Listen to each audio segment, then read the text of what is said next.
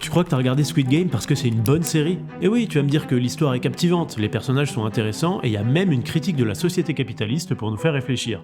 Bah c'est bien ce que je craignais, tu t'es fait manipuler par Squid Game. Mais t'inquiète, tout le monde s'est fait avoir. Regarde, c'est la série la plus vue au monde, elle a généré plus d'1 milliard de dollars à Netflix. Alors oui, le format est plaisant, des mini-jeux qui se succèdent, des personnages qui se battent à mort dans une arène colorée et un unique vainqueur final.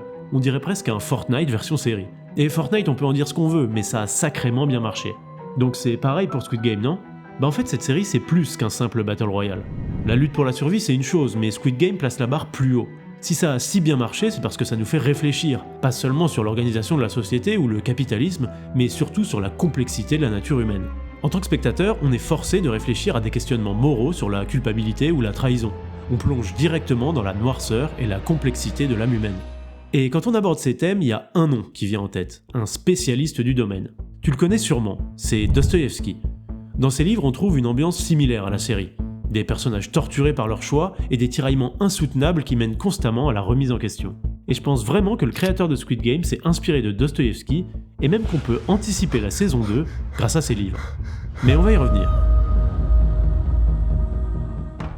Contrairement à d'autres histoires du même genre, dans Squid Game, les participants ont le choix. Si une majorité se met d'accord pour abandonner l'argent, ils peuvent quitter le jeu et rentrer chez eux. Et d'ailleurs, c'est ce qui se passe. Après la première épreuve, les joueurs comprennent que s'ils échouent, ils ne sont pas seulement éliminés, ils perdent la vie. Ouais, ça fait un peu flipper, donc les participants ils votent et à la majorité, ils décident d'abandonner le jeu. Mais après que tout le monde ait retrouvé sa vie d'avant et la sécurité de son quotidien, ils se rendent compte que la vie normale, en dehors du jeu, elle est tout aussi impitoyable. Des familles déchirées, de l'argent volé, des menaces de créanciers, c'est vraiment pas la joie.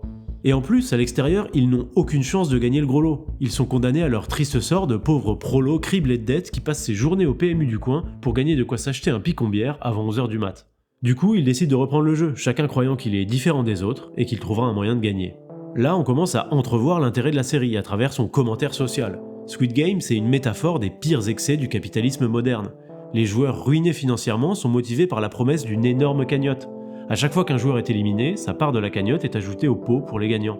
Ils sont donc incités à espérer l'échec des autres pour maximiser leurs propres chances de succès. Ça met en conflit deux instincts humains fondamentaux, le désir de collaborer et le désir de tout prendre pour soi. Les participants, avec leurs uniformes et leurs numéros, ils sont dépouillés de leur identité. Ils ne sont que les citoyens d'un système financier qui les a broyés. Les escaliers colorés représentent la course effrénée pour la survie, la rat race moderne. On se lève tous les matins pour jouer au jeu imposé par la société afin de survivre. Et là, on y arrive, la véritable raison qui a fait de Squid Game un succès mondial. Face à la mort, la vraie nature des hommes se révèle, et la puissance de la série, c'est que pour chaque jeu, chaque choix des personnages, le spectateur s'identifie et se demande ce qu'il aurait fait dans la même situation. En plus de regarder des jeux divertissants, on a l'impression floue mais palpable d'explorer l'âme humaine, les dilemmes moraux et les tourments traversés par l'homme. Et ça, dans notre époque de nihilisme postmoderne où les gens ont le cerveau tellement rongé qu'ils sont incapables de regarder un contenu pendant plus de 5 minutes sans déverrouiller leur téléphone, bah ça met une petite claque. Et ça peut même se transformer en énorme baffe si on se penche un peu sur la question. Si on se demande pourquoi nous, êtres humains civilisés, on raffole de ce genre de série où des hommes se transforment en animaux pour se massacrer entre eux jusqu'au dernier. Et vous savez qui adorait se poser ce genre de questions? Eh bien je vous le donne en mille, Dostoïevski. Alors, vu comme j'en ai parlé au début, vous pensez peut-être qu'il écrivait de la philosophie.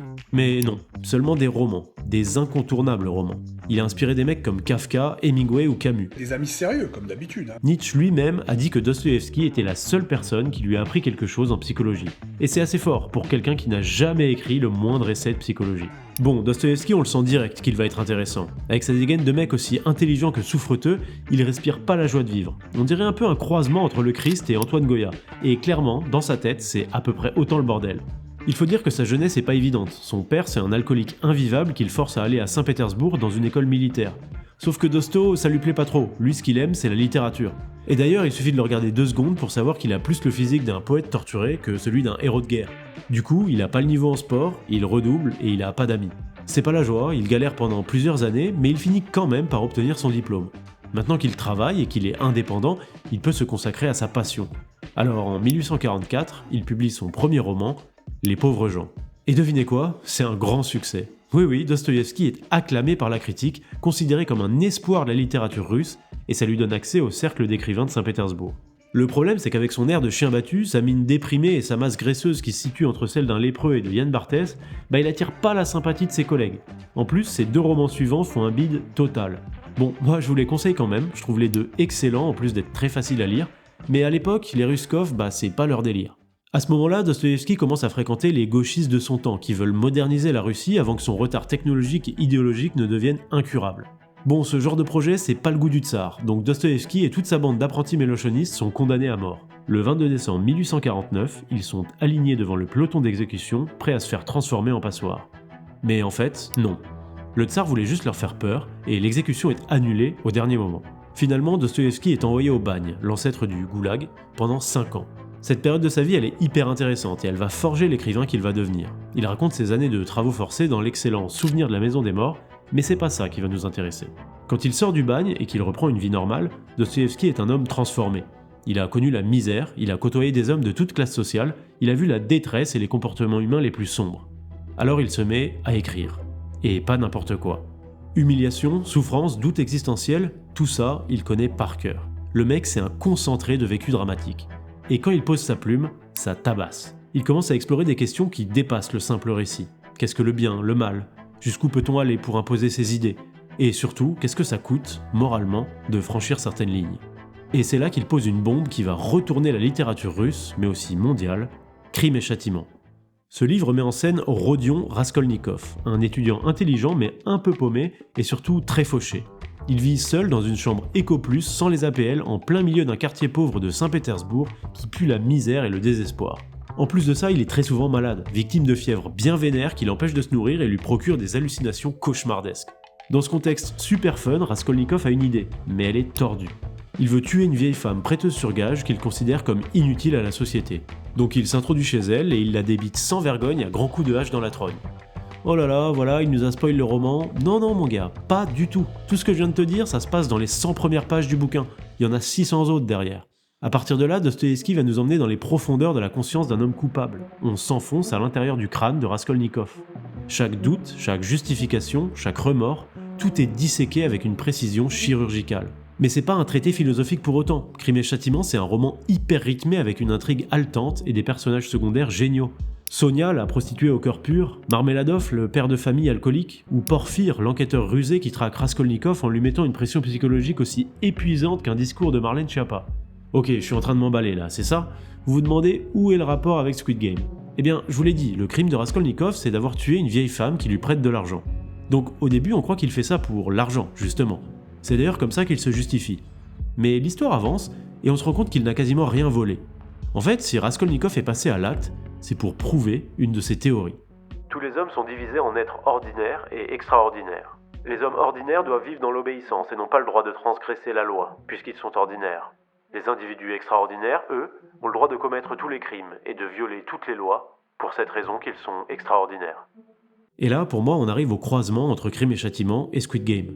Cette tentation de se croire au-dessus des autres, c'est ce que Dostoïevski appelle la théorie de l'homme extraordinaire. Dans Crime et Châtiment, Raskolnikov écrit un article dans le journal pour établir cette théorie qui justifie le crime. Et en fait, on se rend compte qu'il se considère lui-même comme appartenant à une certaine élite, une catégorie d'hommes qui se place au-dessus des règles morales et juridiques pour accomplir quelque chose de grand. Il prend l'exemple de Napoléon, adoré pour sa grandeur alors qu'il a tué des milliers d'hommes pour construire son empire. Il est même remarquable que la plupart des bienfaiteurs et fondateurs de l'humanité ont fait verser des fleuves de sang. Alors pourquoi pas lui? Pourquoi Raskolnikov ne pourrait-il pas, lui aussi, s'élever au-dessus de la masse des hommes ordinaires? Et c'est exactement cette logique qu'on retrouve dans Squid Game. Chaque joueur, dès qu'il revient dans l'arène, pense être différent des autres. Ils savent que les règles du jeu sont monstrueuses. Pour gagner, il va falloir écraser tout le monde. Mais ils pensent tous en être capables. Ils croient pouvoir assumer les conséquences de leur cruauté. Au fond, ils se pensent tous au-dessus du lot. Chacun devient, à sa manière, un homme extraordinaire autoproclamé, prêt à écraser ses semblables pour atteindre le sommet. Mais le plus intéressant, c'est que Dostoïevski et Squid Game ne s'arrêtent pas à cette justification intellectuelle du crime. Parce que franchir la ligne, c'est facile en théorie, mais en pratique, la culpabilité ne pardonne pas. Alors oui, il y a la loi et ses conséquences, la honte publique, l'abandon et le dégoût des proches ou le jugement divin, mais le pire, c'est le sentiment de culpabilité individuelle. Ça, c'est un fardeau qui pèse une tonne, et chaque jour un peu plus. C'est une souffrance qui vient de l'intérieur et qui peut casser un homme plus lentement et plus sûrement que n'importe quelle justice. La culpabilité, c'est un vêtement de plomb qui ne nous quitte pas, et auquel on ajoute chaque jour un peu de lest. Raskolnikov croyait pouvoir tuer sans trembler, mais dès qu'il passe à l'acte, tout s'effondre. Son esprit devient une prison, sa fièvre le brûle de l'intérieur, ses nuits sont hantées par des visions terrifiantes. Le crime n'est pas seulement un geste, c'est un poids qui s'accroche à l'âme et la tire vers le fond. Et dans Squid Game, c'est pareil. Au début, les joueurs se disent qu'ils peuvent vivre avec leur choix. Mais à chaque trahison, à chaque mort, ils s'enfoncent un peu plus. Prenez Sang-woo par exemple, sûrement le personnage le plus intelligent et rationnel de la série. Évidemment, il se pense au-dessus des autres. Il manipule froidement ses coéquipiers lors du deuxième jeu. Il joue pour gagner, point barre. Ali, c'est un simple obstacle. Il gagne sa confiance pour mieux l'éliminer. Mais en fait, quand il le trahit pour gagner le jeu des billes, il se condamne. Ses actes vont le détruire de l'intérieur, même s'il ne le remarque pas tout de suite. Et comme Raskolnikov, il va être confronté à une vérité implacable. On ne s'élève jamais vraiment au-dessus des autres en les enfonçant. On ne fait que plonger plus profondément dans sa propre culpabilité. En fait, la théorie de l'homme extraordinaire, c'est une illusion. Personne ne peut commettre l'irréparable sans en payer le prix moral. On peut essayer de se convaincre qu'on est supérieur, qu'on a le droit d'écraser les autres pour réussir, mais la culpabilité est toujours là, et elle ressortira un jour ou l'autre. Chez Dostoïevski, c'est une angoisse dévorante qui transforme Raskolnikov en un homme brisé qui finit par accepter sa faute pour trouver la rédemption dans la souffrance. Dans Squid Game, c'est la victoire de Ji-hoon qui devient son fardeau. Quand il rentre chez lui, il est hanté par la mort de ses amis et les choix qu'il a dû faire. Il a remporté la cagnotte, mais en vérité, il n'a rien gagné, à part un sentiment de vide et de dégoût. Et ça, c'est ce qui nous dérange profondément en tant que spectateurs et lecteurs. On regarde ces personnages se battre, trahir, tuer, et on ne peut pas s'empêcher de se demander « Et moi ? Qu'est-ce que j'aurais fait ? Est-ce que j'aurais fait comme Sang-woo dans le jeu des billes ? Est-ce que je suis comme Raskolnikov, convaincu de ma supériorité intellectuelle ?» Ces deux histoires nous rappellent que personne n'échappe à la culpabilité. Franchir la ligne, ce n'est pas seulement trahir les autres, c'est se trahir soi-même. Et que ce soit dans une chambre glaciale de Saint-Pétersbourg ou sous des néons colorés dans une arène artificielle, le résultat est le même. On se retrouve seul, face à nos actes, avec la certitude que tout ça n'en valait pas la peine. Et peut-être que c'est pour ça qu'on aime ces histoires, parce qu'au fond, elles nous rassurent un peu. Elles nous rappellent que même si le monde est sombre, la culpabilité est la preuve que l'humanité n'est jamais complètement perdue.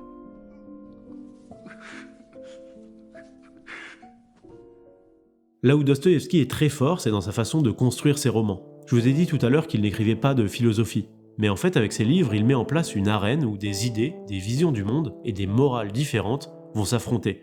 Il construit ses personnages pour qu'ils ne soient pas de simples acteurs d'une histoire, mais des représentations d'un certain point de vue, qui vont débattre et discuter sur des grands thèmes philosophiques. Bon, le livre qui fait ça à merveille, c'est Les Frères Karamazov, mais c'est déjà le cas dans Crime et Châtiment. Le voyage de Raskolnikov, depuis son crime jusqu'à son châtiment, ne se fait pas tout seul. Sa théorie de l'homme extraordinaire est mise à l'épreuve par les autres personnages. Sonia, qui incarne l'humilité et la foi, lui propose le pardon et la souffrance comme voie de rédemption. Porphyre, qui enquête sur le meurtre, lui soumet des arguments qui détruisent peu à peu ses certitudes. Lougine, qui est une caricature de l'homme matérialiste, montre à Raskolnikov ce qu'il pourrait devenir s'il allait au bout de sa logique égoïste. Chaque personnage est une pièce du puzzle qui mène Raskolnikov à se confronter à lui-même, à sa faute, et finalement, à sa culpabilité. Et je pense que c'est cette même dynamique de dialectique qui va être la clé de la saison 2 de Squid Game. Parce que si on suit le chemin de Ji-hoon, on voit qu'il est un peu au bord du précipice. À la fin de la saison 1, il a survécu, mais il est brisé. Il a traversé l'horreur, il a vu ce que l'homme est capable de faire pour de l'argent, et il a lui-même fait des choix qu'il n'arrive pas à assumer. Mais il refuse de dépenser l'argent du jeu. Pourquoi ? Eh bien parce que cet argent, c'est la preuve tangible de sa culpabilité. Alors on peut imaginer une trajectoire à la Dostoïevski pour Ji-hoon. Dans la saison 2, il pourrait devenir le personnage qui se révolte contre le jeu. Peut-être que cette rébellion contre les règles pourrait l'aider à accepter sa culpabilité et à s'ouvrir la voie de la rédemption. À plusieurs moments, il avait tenté de refuser la logique froide du jeu et de sauver les autres. Comme Sonia face à Raskolnikov, il porte en lui une graine d'humanité. Dostoïevski avait compris que la rédemption n'est jamais gratuite, elle demande du courage. Raskolnikov trouve le sien dans la souffrance et l'acceptation de sa faute. Ji-hoon, lui, pourrait trouver le sien dans la révolte, dans la volonté de détruire ce jeu absurde. La dialectique serait alors entre deux visions de l'existence, accepter les règles du jeu et chercher à s'en sortir seul, comme la majorité des joueurs, ou refuser ces règles et chercher une autre voie, au risque de tout perdre. Et si Ji-hoon devenait l'antithèse des hommes extraordinaires, celui qui ne cherche pas à s'élever au-dessus des autres, mais à libérer tout le monde.